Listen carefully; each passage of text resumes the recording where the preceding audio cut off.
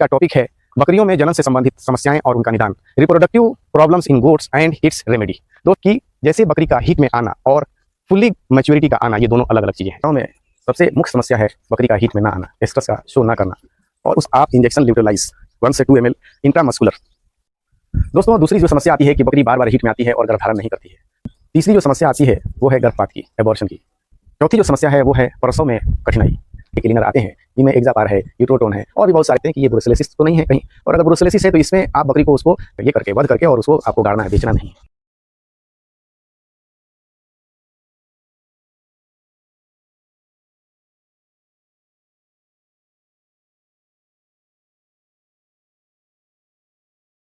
भूमि, पूंजी, साहस और धैर्य के साथ वैज्ञानिक रूप से अगर कोई बकरी पालन कर रहा है तो उसको कामयाब होने से कोई नहीं रोक सकता है।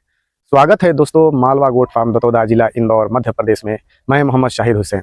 दोस्तों आज का टॉपिक है बकरियों में जनन से संबंधित समस्याएं और उनका निदान, reproductive problems in goats and it's remedy. दोस्तों मुख्य रूप से 4-5 तरह की समस्याएं आती हैं इसके अंदर। उसमें सबसे जो मुख्य रूप से हैं वो हैं कि बकरी का हीट में ना आना, बकरी का बार बार हीट में आना या और गर्भधारण का ना होना। तीसरा कि एबॉर्शन, गर्भपात। चौथा कि उसमें समस्या जो आती है कि डिलीवरी के टाइम जो समस्या आती है, प्रसव में कठिनाई। और पांचवा है कि जेर का समय से ना गिराना या प्लेसेंटा का रिमूवल बराबर नहीं होना या रिटेंशन ऑफ प्लेसेंटा। ये 4-5 मुख्य कारक हैं या मुख्य कारण हैं जो प्रॉब्लम्स आती हैं बकरियों में। तो दोस्तों इनको हम एक एक करके विस्तार से समझेंगे। दोस्तों चैनल पर जो लोग नए हैं वो लोग सब्सक्राइब जरूर करें ताकि आगामी महत्वपूर्ण वीडियोस का नोटिफिकेशन उनको प्राप्त हो सके। और जिन लोगों ने मेरे कहने पर सब्सक्राइब किया है, अभी सब्सक्राइब किया है, उनको बहुत बहुत धन्यवाद और आभार। दोस्तों रिप्रोडक्शन, जनन क्यों? तो इसके जो कारक हैं वो 4-5 मुख्य कारक हैं कि रिप्रोडक्शन क्यों। तो दोस्तों उसके लिए सबसे पहला ये है कि प्रजाति का अपने अस्तित्व को बाकी रखने के लिए जनन। दूसरा कारक है कि शारीरिक आवश्यकताओं को पूरा करने के लिए। तीसरा कारण है कि आदमी समाज में अपने अस्तित्व को बनाए रखने के लिए। चौथा कि मानवीय आवश्यकताओं की पूर्ति के लिए। और पांचवा कि इकोसिस्टम में डाइवर्सिटी को बाकी रखने के लिए। दोस्तों रिप्रोडक्शन अगर नहीं हो तो क्या होगा कि हमारी मानवीय जो आवश्यकताएं हैं वो पूरी नहीं हो पाएंगी या उसमें कहीं ना कहीं कमी आएगी। और अगर आज की तारीख में अगर वो पूरी हो रही हैं तो कहीं ना कहीं एक लैग होगा, उसकी पूर्ति नहीं होगी। और डिमांड अगर है और सप्लाई चेन टूटे कम है, सप्लाई कम है, तो कहीं ना कहीं उसका प्रभाव दाम के ऊपर पड़ेगा, यानी प्राइस, दाम बढ़ेंगे। दोस्तों एक बात यहाँ पर बताता चलूँ कि अन्य पशुओं की तरह भी बकरियों में भी रिप्रोडक्शन सेक्सुअल मैच्योरिटी के बाद ही आता है। और सेक्सुअल मैच्योरिटी के कुछ फैक्टर्स हैं, उसमें है पोषण, आपकी नस्ल कौन सी है, उनका न्यूट्रिशन कैसा है और जो एनवायरनमेंट उनका कैसा है, वातावरण उनका कैसा है, इन सब बातों पे निर्भर करता है। दोस्तों जनन से संबंधित समस्याओं के कुछ कारण हैं। उन कारणों में मुख्य रूप से हैं कि पहला तो सबसे हम मानवीय कारण मानते हैं, ह्यूमन कॉजेस। दूसरा कि जनन अंगों में विकार, डिफॉर्मिटी इन सेक्सुअल पार्ट्स। अब तीसरा है कि सीजन। चौथा है लोकेशन, जगह। और पांचवा है एनवायरनमेंट। दोस्तों इन सब चीज़ों को अगर हम विस्तार से देखें तो मानवीय कारकों में सर्वप्रथम हम इसको यूं समझें कि जैसे बकरी का हीट में आना और फुल्ली मैच्योरिटी का आना, ये दोनों अलग अलग चीज़ें हैं। अगर बकरी पहली बार एस्ट्रस हीट शो कर रही है तो ये मिनिमम लेवल की मैच्योरिटी है उसकी, और उस वक्त हम अगर उसको गाभिन कराते हैं तो वो बच्चे तो पैदा होंगे लेकिन बच्चा भी कमज़ोर होगा, माँ भी कमज़ोर रहेगी और ये कमज़ोरी उसको अंत तक परेशान करेगी। दोस्तों अगर हम इसको मानवीय रूप से अगर देखें तो ह्यूमंस के अंदर भी मैच्योरिटी जो आती है वो 11 से 12 महीने, जो प्रौढ़ावस्था आती है या पवेट्री का जो एज है वो 11 से 12 साल है। लेकिन भारत सरकार ने इसी को ध्यान में रखते हुए एक ऐसा कानून बना दिया जो कि सब के लिए बाध्यकारी है कि आप उसको कर ही नहीं सकते। उम्र जो मैरिज की उम्र तय कर दी 18 साल। दोस्तों पवेट्री एज है 11-12 साल और मैच्योरिटी एज है 18 साल, 6 साल का अंतर है। सरकार ने मजबूर कर दिया कि आप 18 साल से पहले शादी नहीं कर सकते। दोस्तों बकरी के केस में भी हमें इसी पैरामीटर्स पे काम करने की आवश्यकता है अगर हम उसको सस्टेनेबल और बहुत ही साइंटिफिक रूप से करते हैं। दोस्तों, जनन संबंधी समस्याओं में के कारक हैं कि जनन अंगों में विकार, डिफॉर्मिटीज इन सेक्सुअल ऑर्गन्स। दोस्तों, ये दो तरह के हो सकते हैं। एक हो सकता है कि प्राकृतिक, वो जन्म के समय से ही उसको है, और दूसरा है मैन मेड। तो दोस्तों, एक इसके जानने से पहले हम ये जान लेते हैं कि इसके जनन अंग कौन कौन से होते हैं। तो प्राइमरी जो सेक्स ऑर्गन होता है बकरी का वो है ओवरीज, और सेकेंडरी सेक्स ऑर्गन्स होते हैं जो कि होता है वल्वा, वेजिना, सर्विक्स, यूटेरस और उसके बाद फैलोपियन ट्यूब। दोस्तों, ये सेकेंडरी सेक्स ऑर्गन्स होते हैं। और एक्सेसरी सेक्स ऑर्गन्स जो होते हैं वो मैमरी ग्लैंड है, जो स्तन ग्रंथि है। दोस्तों, अब ये आपको जानने में आसानी होगी कि सेक्स ऑर्गन्स कौन कौन से हैं और कहाँ कहाँ पर विकार हो सकते हैं। दोस्तों, मैन मेड में सबसे बड़ा कारण है कि न्यूट्रिशनल डिफिशियंसी।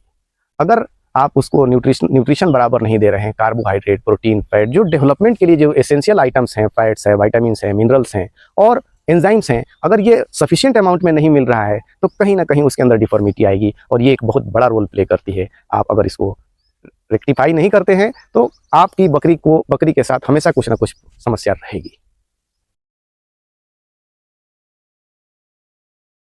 दोस्तों, जनन से संबंधित जो हम कारक देख रहे थे कि जनन से संबंधित क्या समस्याएं आती है और उनके लिए कौन जिम्मेदार है, तो उसमें सबसे पहले हमने देखा मानवीय कारक, दूसरा देखा हमने कि जो जनन अंग हैं उसके अंदर विकार, और तीसरा है अब कि मौसम, सीजन। दोस्तों, बकरी के जनन अंगों में विकार या रिप्रोडक्शन में फेलियोर के कारणों में एक है मौसम। मौसम का अनुकूल होना ये बहुत ही इम्पोर्टेंट है। बहुत ज़्यादा गर्मी नहीं हो, बहुत ज़्यादा सर्दी नहीं हो, और एक मॉडरेट मौसम हो। आप उसको इस हिसाब से देख सकते हैं कि हमने पैरामीटर्स जो बनाए हैं अपने यहाँ बकरियों के जनने के लिए, या उनको ब्रीडिंग सीजन को हमने जो देखा कि अप्रैल मई जून, मार्च अप्रैल मई, ये 3 महीने हैं, इस तरह के 3 साढ़े 3 महीने जो ब्रीडिंग सीजन के हैं। जिससे क्या होता है कि 5 महीने के जेस्टेशन के पीरियड के बाद बच्चे ऐसे समय में आते हैं कि सीजन मॉडरेट होता है, ना कि बहुत ज़्यादा बारिश होगी और ना ही बहुत ज़्यादा ठंड होगी। उसी तरह से आप सितंबर, अक्टूबर, नवंबर, ये सीजन ऐसा होता है कि इसके बाद जेस्टेशन पीरियड के बाद 5 महीने के बाद बच्चे जो आएंगे वो मार्च अप्रैल मई में आएंगे। तो ना तो ज़्यादा मौसम ठंडा होता है, ना ज़्यादा गर्मी। तो इसमें एक सीजन का बहुत ही इंपॉर्टेंट रोल है। दोस्तों, चौथा प्रमुख कारक है लोकेशन, स्थान। दोस्तों, हम ये जानते हैं कि मैदानी क्षेत्र की जो बकरियां हैं वो जल्दी हीट में आती हैं, और पहाड़ी क्षेत्र की जो बकरियां हैं वो देर से हीट में आती हैं। जैसे कि पहाड़ी क्षेत्र की जो बकरियां हैं, चेगू, चोंगथांगी या फिर कश्मीरी या फिर और दूसरी प्रजातियों की जो बकरियां हैं, इनका मैच्योरिटी पीरियड ही तकरीबन 1.5 से 2 साल का होता है, और ये साल में एक ही बार, एक्सट्रीम कंडीशंस, मौसम की एक्सट्रीम कंडीशंस के कारण ये साल में एक ही बार बच्चा देती हैं। तो दोस्तों, स्थान या लोकेशन या हाइट, ये भी एक बहुत ही इंपॉर्टेंट फैक्टर है जनन अंगों के में रिप्रोडक्शन में के फेलियर में या रिप्रोडक्शन में कमी के कारणों में। दोस्तों, पांचवा एक मुख्य कारण है बकरियों के जनन अंगों में इन्फेक्शन, संक्रमण। समस्याओं में सबसे मुख्य समस्या है बकरी का हीट में ना आना, स्ट्रेस का शो ना करना, और उसके कई कारण हैं। उसमें सबसे पहला कारण है कुपोषण, मालन्यूट्रिशन।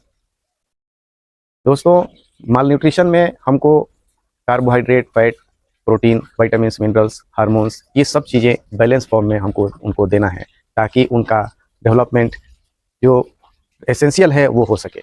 दोस्तों, इसको एक छोटे से एग्जांपल से समझते हैं कि कोबाल्ट एक मेटल है, और विटामिन B12 का सिंथेसिस जानवरों के रुमेन में हो ही नहीं सकता जब तक कि ये मेटल नहीं हो। उसी तरह से आयोडीन के बिना थायराइड हार्मोन का एक्टिवेशन नहीं होता है।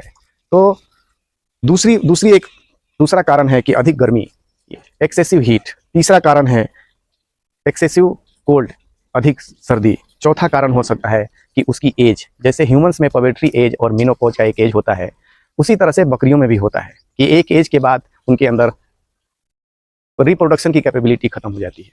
और पांचवा, जनन से संबंधित हार्मोन्स की कमी, कि जो हार्मोन्स रिस्पॉन्सिबल हैं रिप्रोडक्शन के लिए, उसमें कमी आती है। दोस्तों, निदान के रूप में अगर देखें तो सबसे पहला हमको काम जो करना है, अगर इस तरह की समस्या है तो उसमें उनकी डिवॉर्मिंग करना है। डिवॉर्मिंग एक अच्छे सॉल्ट से करें, और बेहतर है कि डबल सॉल्ट हो, जैसे फेंटास प्लस। दूसरा निदान आप करें कि उनको mineral mixture, standard mineral mixture 10 से 12 ग्राम 1 महीने तक आप उनको दें। तीसरा कि आपका फीड बिल्कुल बैलेंस हो, जिसमें कि उनको वो सारे न्यूट्रिशंस मिलें जो कि एक रिक्वायर्ड होता है। चौथा कि आप इंजेक्शन टोनोफॉस्फोन को लगा सकते हैं फॉस्फोरस की कमी को पूरी करने के लिए। पांचवा कि आप बकरियों को हीट में लाने के लिए अगर इन सब पैरामीटर्स पे आपने काम किया और उसके बाद भी कोई समस्या आ रही है तो आप इंजेक्शन ल्यूटेलाइज 1 से 2 ml इंट्रामस्कुलर और टैबलेट प्रगमा और टैबलेट एस्टोरना का यूज़ कर सकते हैं। अगर ये सब जो यूज़ कर रहे हैं, जिन दवाइयों के नाम या इंजेक्शंस के नाम मैंने बताए, आप अगर इनको इस्तेमाल कर रहे हैं तो इस्तेमाल के जो तरीके उससे स्ट्रिप पे जो मेंशन है उनको उसी के अनुसार करना है और अपने चिकित्सक के परामर्श से ही करना है। दोस्तों, मेरे चैनल पर डिवॉर्मिंग से संबंधित पूरा कंप्लीट वीडियो है, जिसमें एक्सटर्नल पैरासाइट को कैसे डिवॉर्म करेंगे, इंटरनल पैरासाइट्स को कैसे करेंगे और फिर बाड़े की डिवॉर्मिंग जो कि एक अहम भूमिका निभाते हैं डिवॉर्मिंग में, वो उसके ऊपर डिटेल्ड वीडियो मेरे चैनल पर मौजूद है, जिसका लिंक मैं डिस्क्रिप्शन में डाल दूंगा। दोस्तों, मेरा जो विषय था बकरियों के जनन से संबंधित समस्याएं और उनका निदान, उसमें सबसे पहला था कि बकरी का हीट में ना आना क्या कारण है और निदान है, जो कि मैंने अब तक बताया। दोस्तों, आगे के वीडियो में मैं आपको ये बताने जा रहा हूँ कि बकरी का बार बार हीट में आना और उसके बाद गर्भ धारण का ना होना, दूसरा कि एबॉर्शन गर्भपात, तीसरा कि डिलीवरी में किडिंग के टाइम जो समस्या आती है, परसों में जो समस्याएं आती हैं वो और उसका निदान, और पांचवा जेर का समय से ना गिराना या प्लेसेंटा का रिमूवल या प्लेसेंटा का रिटेंशन, इसका क्या कारण और निदान मैं अगले वीडियो में आपको डिटेल में बताऊंगा। दोस्तों, अगर वीडियो ये आपको पसंद आया तो आप लोग सब्सक्राइब जरूर करें और दूसरे लोगों तक पहुंचाने का माध्यम बने।